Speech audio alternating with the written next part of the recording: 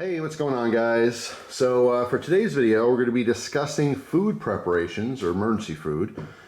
This is food that is going to be transferred to another location. This is food that's technically expired. We're going to talk about that for a minute. And we're just going to talk about, just food preps in general. It is wintertime here in the northeastern part of Pennsylvania. Obviously winter for many different places in America. And it's one of those things, you don't have to be like a doomsday prepper and have a bunker to think about food when you need it. We all obviously need food to survive. We need water to survive. Water should definitely be a bigger priority than food, just because we can go longer without food than water. Water, by the way, I am from Jersey, so I say water like there's a D in there, and people like to point that out, which I always think is funny. But anyway, so yeah, a completely different video topic, but I do have to mention it here because we are talking about food. Make sure you have access to potable water 24/7 wherever you are, no matter what happens. You know what I'm saying? If you're in an area where something bad happens and you can't get water, then you're in a really tough position. It doesn't matter how much food you have. Anyway, so yeah, that's an aside. So food. I have food everywhere. I have food in like 5 or 6 locations. This is a small part of my food preps, all right, as far as canned food goes, because I do have a variety of different types of food for emergency. I have plenty of MREs, which, by the way, are a couple years old already, so I might have to swap that stock out in the future.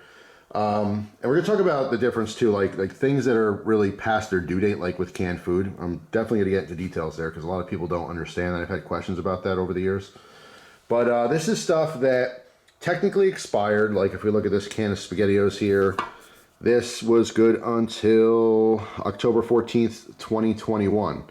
All right, so we're over a year old on this particular can of food, but it's still edible. It's totally fine. In fact, any food that's canned is good indefinitely. You can use this, you can eat this and not get sick.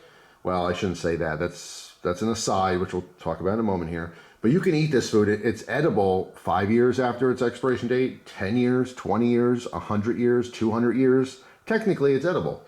It's processed food that is pasteurized and consumable. The issue is, first off, if you have food that's in a can that's 15 years old, can your body handle that particular type of food? You might get diarrhea from it. You might vomit from it. You might get nauseous. The bigger thing here is just because something's edible doesn't mean you're going to enjoy it. If you have food, generally speaking, canned food is good, obviously until it's due by date. It's already a couple years old. I believe that if you like for this particular can, I don't know, sometimes they'll say it on here. Best by October 14th, 2021. Yeah, this doesn't say it on here. Sometimes they'll show the package date, and sometimes the package date is 2 years earlier. So if you eat this on October 14th, 2021, the food's already 2 years old, all right? They're giving you 2 years before they're telling you, no, you shouldn't sell it anymore anyway at the store. That's what the good by dates are really for. It's for store purposes and for selling things. There's plenty of stuff that is totally fine and edible after its due date. And there's other things that you absolutely should not take a chance eating after its due date. But anyway, with canned food, so this is already like 2 years old-ish.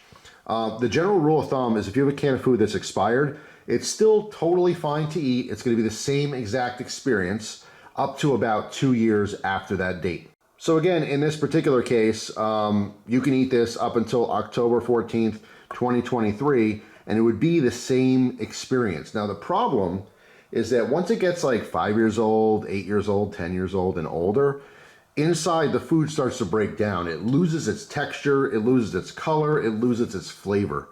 So if you eat this can of Weiss brand SpaghettiOs and meatballs tomorrow, it'll taste just like if it was fresh, like you've always experienced it. However, if you have this 5 or 10 years from now, it'll probably be mushier. It'll have a different flavor that's not necessarily going to be good. I don't think any of this is going to get better with time, like wine or something, or scotch. It's going to go downhill.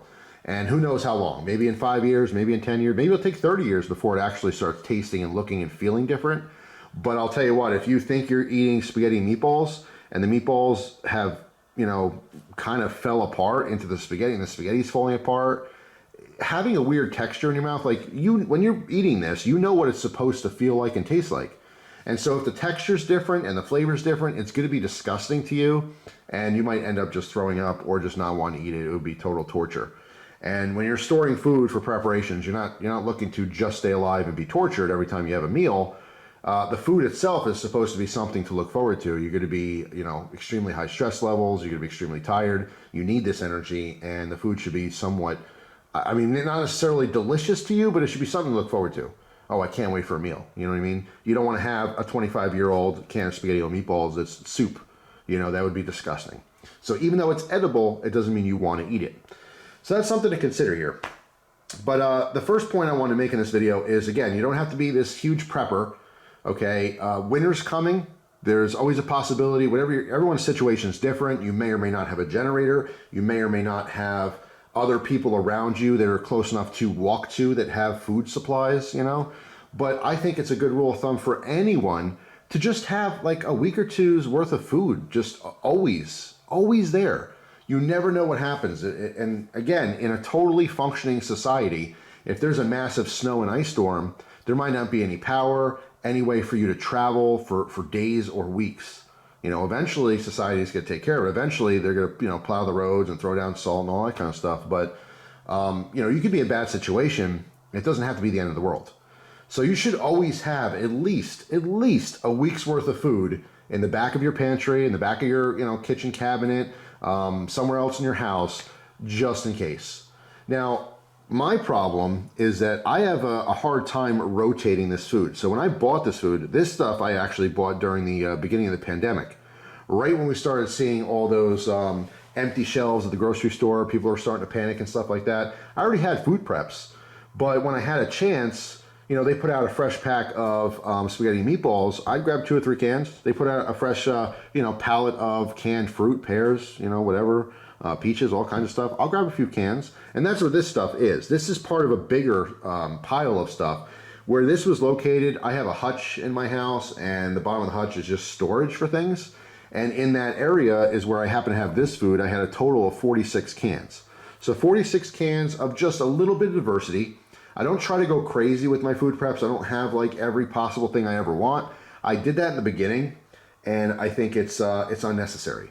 I'd want to get like, 2 or 3 cans of each type of canned meat, and then like 1 of every type of soup. And then one, like the variety I thought would be great because you don't want to eat the same thing all the time.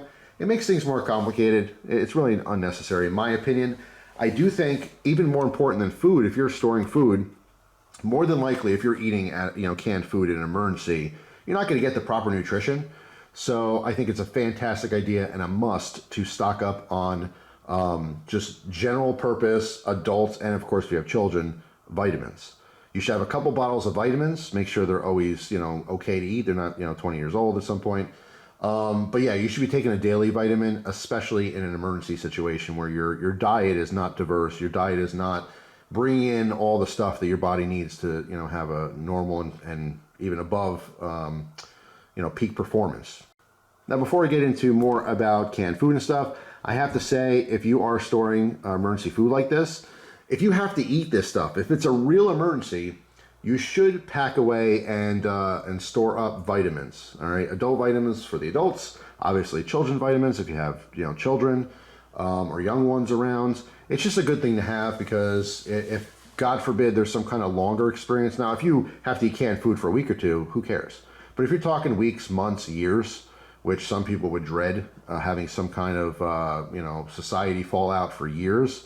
But yes, that's when, things like a daily vitamin could make or break your situation. Your body's going to be going through a lot of physical stress. You're probably going to be working a lot harder than you're normally, used to working. And your diet's not going to be very well-rounded. Okay, I think everyone can agree with that. So I think vitamins are almost just as important. It's not much, $10 for a big old bottle, like 100 or 200. It depends on your situation again. I know there's men-specific vitamins, there's women-specific vitamins, there's kids-specific. You get whatever floats your boat. But something a lot of people don't necessarily talk about or think about, I think vitamins are pretty important. They're vital. So anyway, back to food here. I've kind of, over the years, and I've done this a lot, I've probably been storing food for preparations for maybe 15 years now. I did it even before YouTube. like not too, far before my YouTube career. But yeah, I started getting into prepping before YouTube, and I started stashing away food here and there. And I've changed my ideals a lot. Way back in the early days, I was the person that was like, storing bags of rice and dried rice, things like that. And that's cool. There's nothing wrong with that. But, realistically, I'm not prepping for the end of the world. I'm prepping for a realistic situation, something that can actually happen, where me and my wife, in this particular case, or anyone who needs it in my area, could just have a normal meal instead of starving. A can of SpaghettiOs, a can of pears, a can of soup. You know what I'm saying? It's just simple stuff. I don't go nuts. I don't have, years supplies of food for everyone. I personally have tried to diversify, thinking about the end of the world, really. If there was some kind of apocalyptic situation and there's no power grid anymore, there's no internet, there's no communication, how do you live? And I've tried to think a bunch of different ways. So this is like luxury food. I still very much plan on hunting and fishing and sourcing food naturally, like our ancestors did. Okay, but guess what? If I'm sitting somewhere and I'm hunting and it doesn't work out that day, or 2 days or 3 days, I'm gonna be pretty hungry. And so is my wife and my family and whoever's around in our particular group of people trying to survive. That's where this stuff comes in. Once in a while, you pull out one of these when you can't have a successful hunt or you can't successfully fish, so you're not starving. But yeah, I mean that's extreme to think that way. When people have bunkers and they're waiting for next nuclear war and all this horrible stuff. I'm not saying it's impossible, but it's obviously very unlikely. I would definitely consider prepping for realistic scenarios. Realistically, if you're watching this video, depending on how old you are, you've probably gone through a period of time where there was no power for a week or 2 weeks. You've probably gone through a time where there was such bad weather, whether it's snow or depending on where you live, who knows, maybe there's a tornado or something. You just can't get to the grocery store to get food. Poor planning, you happen to be on your last dinner or whatever, and it's made, and today you're eating leftovers, and all of a sudden a snowstorm hits, and you have no food, and it's just something to think about. Now, obviously, we live in a convenience world. Everything is super convenient. At any point in time, you can hop in a car or walk for a lot of people, and you can get fast food anywhere you want. You can go to a grocery store. You can go to, even a gas station has tons and tons of food. There's food everywhere, accessible to purchase pretty much at any time you want. All right, 24 hours of the day. Now, obviously, if you go back 100 years, that wasn't the case. So what we consider prepping these days, that was just normal life for people, to have a stock pantry, have a couple months worth of food. Way back in the day, when is the day? All different times, depending on the story, I suppose. But yeah, back in the day, people had a garden. They grew all their food during the summer. They canned everything for the winter, so when they couldn't grow stuff, they still had food. They worked out a system where they constantly had availability of food, and guess what? There was no grocery stores to go to. They just had to do it on their own. So just think about realistic situations. That's all. You don't have to go crazy. You don't have to spend a bunch of money, by the way. You could probably, if you're looking at canned foods like this, with protein, like buying, canned meats. I think tuna is one of the more popular canned meats. Obviously, Spam, things like that. There's a lot of canned meats that some people would think is gross, like canned chicken, canned beef. But if you can survive on tuna and Spam, those are, again, two of the more popular ones. But yeah, even those more expensive, I'm going to use air quotes here, more expensive canned foods. Like the most expensive canned food I ever saw was, I don't know, maybe like a really nice can of soup or something for like $6, or a can of meat for $6 or $7, something like that. It's not that expensive. If you drop let's say you have a family of 4.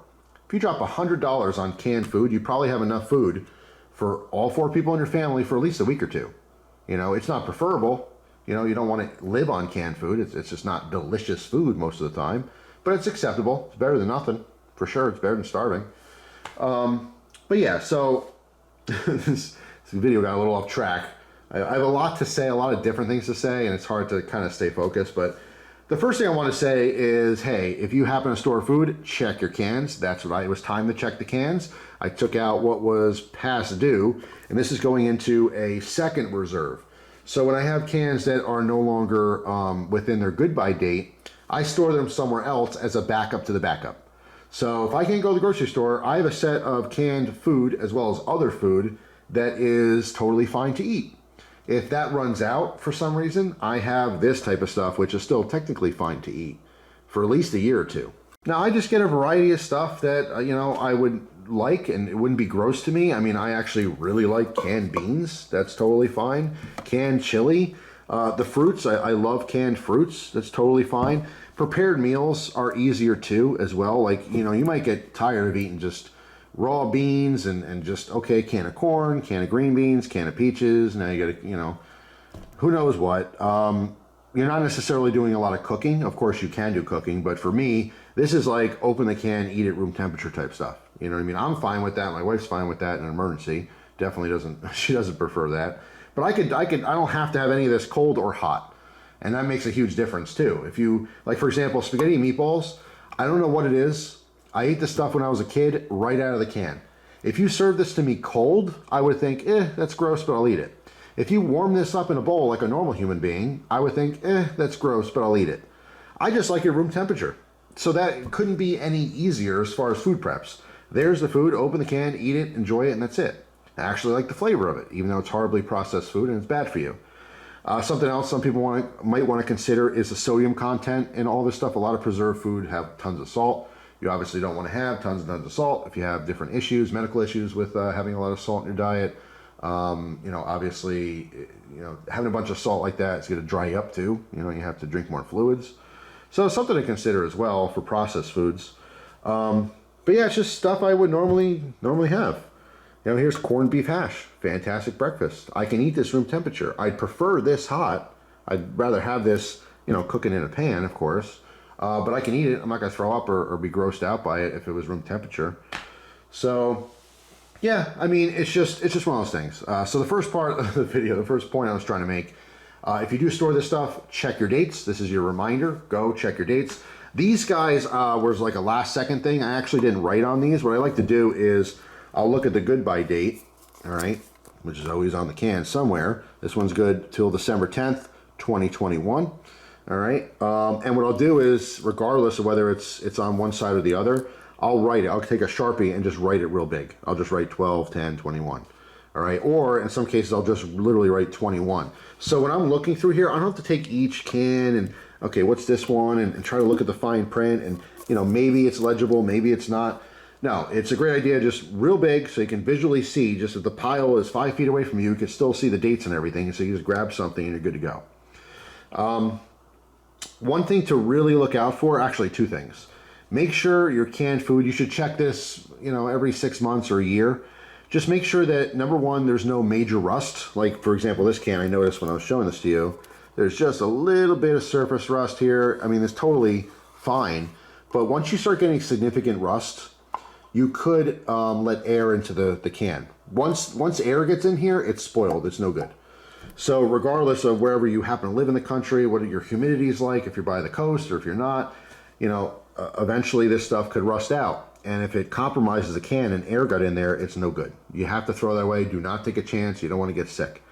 Also, bulging cans for the same reason. If something is decomposing inside the can, it's rotten, it's going to let off gas, there's going to be like a bulge or any weird looking part of your thing, just chuck it. It's not worth it. The $1 or $2 you know spent on it, it's not worth getting sick like that, okay? Especially in an emergency situation. You do not want to be sick. So, yeah, I mean, you know, buy what you like, buy what your kids like, you know. Like I said, in my situation, I don't eat a lot of canned food. Canned food is not good for you. It's just how it is. I mean, once in a while it's fine, but if you like have a steady diet of canned food, you should probably reconsider that. And so my problem is I don't rotate through this stuff a lot. So what I'll do is I'll buy a bunch of it, I'll store it in several locations, and then every, you know, year or two I have to look at it. And some of the stuff's just no good anymore. And I'll put it in the reserves, the backup reserves. But then after like a can's like 5 years old, I just throw it out. That's it. I don't want to take the chance of really needing to eat a meal for my life or my wife having to have a meal to survive and opening up a can of mush that's disgusting. It's just not worth it to me. And again, this is only part of my food preps. I still do the dried rice, dried beans. I still do packing away MREs. I still do freeze-dried food, the number 10 cans. So being diverse is also a fantastic option. But like, for example, the dehydrated food, you need water. And although that's fine, you should have a source of water, and I always do. Luckily, where I am, it's just naturally, I have 2 different locations, actually 3 different locations I can go in an emergency, and all 3 of those locations are not that far from natural bodies of water. So there'll always be water available in my particular situation. Not everyone's like that. Water is the most important thing, in my opinion. And it has to be potable. Just because you have water doesn't mean, you can just drink it. So you have to have, different ways to obviously clean that water and sterilize that so you don't get sick from it. But yeah, it's just, something I'm going through right now. So I figured I'd make a video on it and just talk about it a little bit. Like I said, you don't have to be some conspiracy theorist and think the world's ending. And the world's always ending. It's just how it is, especially if you happen to watch the news. If you watch the news, you probably shouldn't. At least, the major news networks, they're not doing you any justice. But yeah, it's just one of those things where you should just have a week's worth of food no matter what. Anyway, hopefully you picked up something on this video that was helpful. Like I said, you don't have to be some crazy conspiracy theorist and think the world's ending. I talk to a lot of people about stuff like this, and someone might just be like, oh yeah, I got, X amount of food in my fridge. I'm good for 2 weeks. I have enough food in my fridge for 3 weeks. Okay, well, when the power goes out, does your refrigerator work? No. Oh, okay. Well, I didn't think about that. Maybe I should get a generator so my fridge can keep working so all my food doesn't go bad. Yeah, that's a great idea. You should also maybe have some food that doesn't need to be refrigerated. Hey, great idea, Jeff. So it's just, like I said, we live in a very convenient society. Anywhere in the world you are right now, some parts more convenient than others, but we have so much convenience that we forget what it's like when it's not there. And if one day someone flicks a switch, whether that's some kind of a terrorist attack, some kind of government thing, some kind of natural disaster, who knows?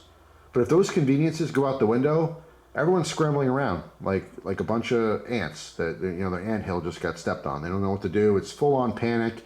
When people panic, they start making bad decisions. They don't really think about things. People get crazy. People get aggressive and angry and mean and destructive. Look at all the riots. Even the riots we saw during the pandemic. Most of those people weren't rioting because their kids were going to go hungry that night.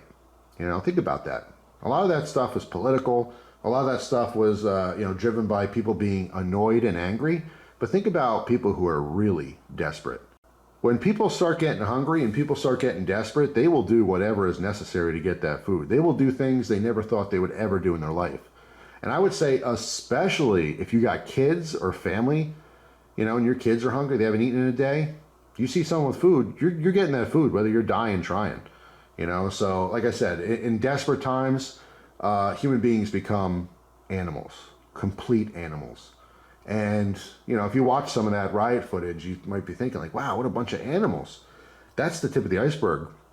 People have no idea how crazy it would really get out there if you couldn't go get gas and you couldn't go get groceries for a month. It would be a complete breakdown and you would see some real ugliness.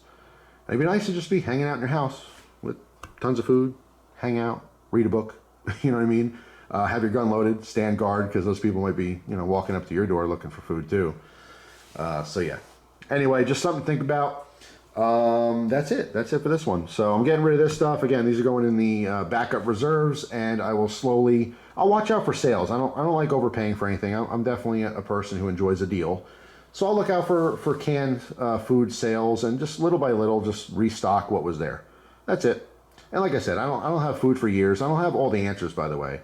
People ask me all kinds of questions on stuff, and I like to do what I do, and I try to prepare for the future, but there's things I miss all the time. I'm very imperfect.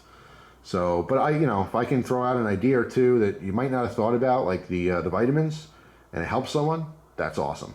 And like I said, if someone stumbles across this video and thinks to themselves, yeah, I don't have that much food in the house. If really think about it.